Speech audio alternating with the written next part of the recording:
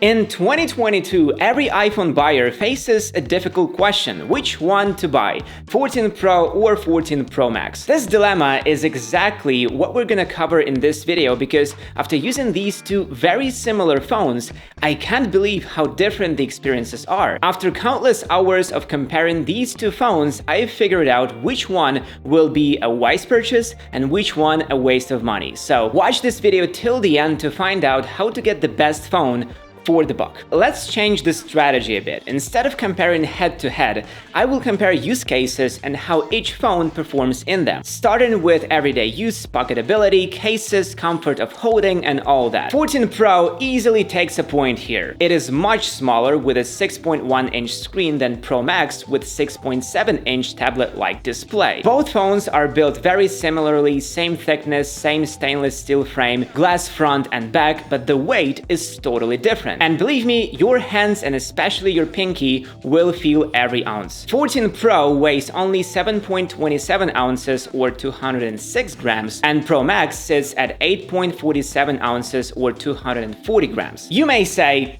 not a big deal, but add a case to it, a MagSafe wallet, a MagSafe battery pack, and you will get a pretty comfortable phone in one hand and a brick in the other. 14 Pro Max is a beast, and its size just screams about that. I don't know how we went from small 3.5-inch iPhones to 6.7-inch tablets. 14 Pro Max is so much larger than a regular 14 Pro. 14 Pro Max is a straight road towards getting swollen hands and destroyed pockets. I'm exaggerating, but still, it's a two-hand phone at all times. 14 Pro, however, is very comfortable. It's still bulky sometimes, but totally manageable. So yes, if you value comfort, 14 Pro is your man. Okay, watching videos. We watch most of the content on our phones, so watching experience is crucial. Display size, brightness, resolution, etc. Both screens are incredibly bright and go up to 2000 nits outdoors, have P3 color, and support 120 Hz. Despite my love for the smaller iPhones, the size is everything. 14 Pro Max's massive 6.7-inch screen is just better. Its sheer size makes everything look better, more true to life. Watching videos, movies, and simply browsing the web is much more convenient on 14 Pro Max. Once you taste it once, you can't go back. After I've spent some time with 14 Pro Max, it took me a while to get used to a smaller screen of 14 Pro. No matter what other people say, size matters. Don't get me wrong,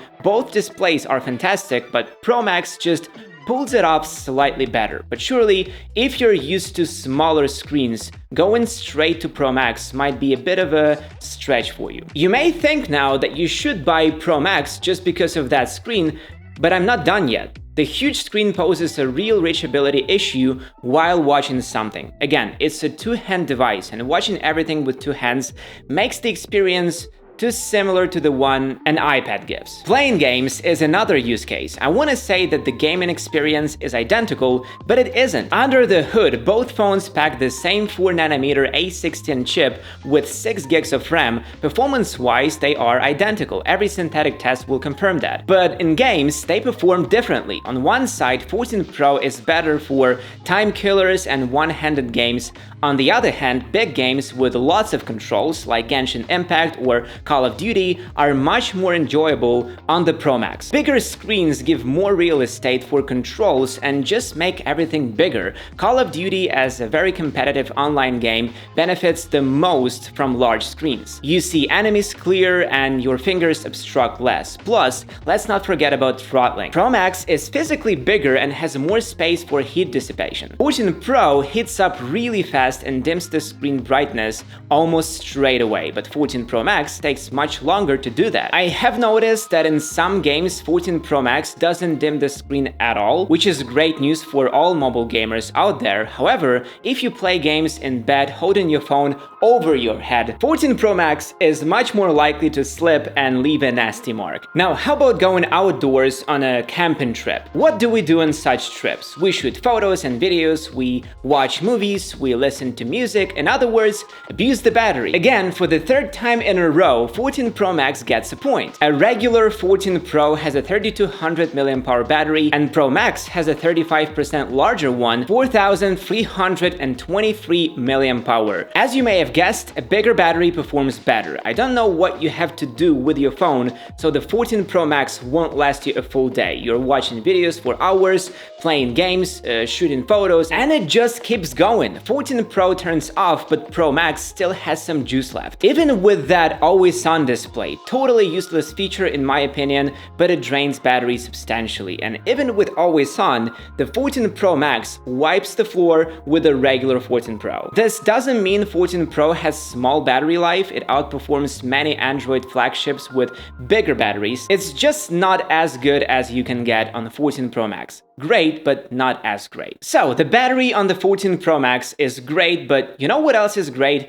The sponsor of this video, our friends from Skillshare. Skillshare is an online learning community with thousands of inspiring classes for anyone who loves learning and wants to explore their creativity and learn new skills. Invest in yourself and your personal growth. From marketing and business analytics to productivity, web development, freelancing, and more. You can find classes that will match your goals and interests. Since I do YouTube, I always want to improve my videography skills, and learning how to make the most out of the somewhat limited capabilities of iPhones is very useful. That's why I regularly watch videography classes by authors like Christopher Rhodes, Julian Klepper, and many more. There are really a ton of classes. And Skillshare is ad-free, so you can stay in the zone while you're exploring new skills. New premium classes launched each week, so there is always something new to discover. The entire catalog is now available with subtitles in Spanish, French, Portuguese, and German. The first 1,000 people to use the link will get a 1-month free trial, so consider joining Skillshare using the link in the description below. It may seem to you that 14 Pro Max is a no-brainer and 14 Pro must be ignored completely,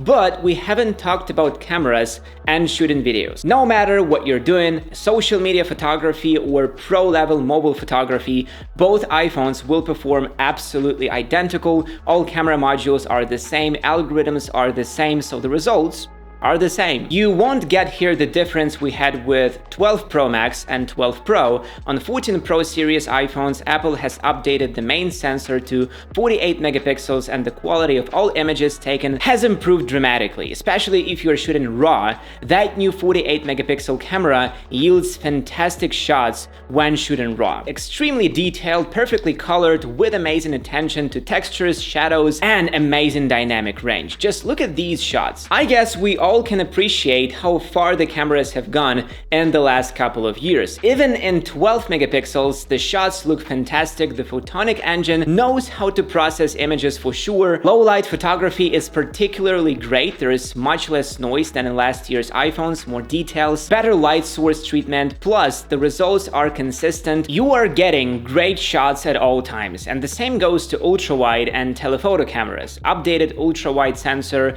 and better processing on both do the trick. All images produced are equally great. I can't personally say that ultra-wide is a pinnacle of technology. There is still room for improvement, but even what we have performs reliably great. I just wish Apple had given a bigger, better sensor next year so the ultra-wide would gather more light and more details. When it comes to video, both phones are identical again. They both got upgraded 4K cinematic video and super smooth action mode. Action mode performs identical and has one weakness: it's not very detailed. Cropped image and use of ultra-wide by default doesn't sound like good quality to me, and reality confirms that. And almost forgot, the selfie camera now has autofocus and the images look even better. Phones still struggle sometimes with white balance and dynamic range, but at least all faces are in focus. Summing up the cameras, both iPhones will never disappoint you. Everything you shoot will look amazing.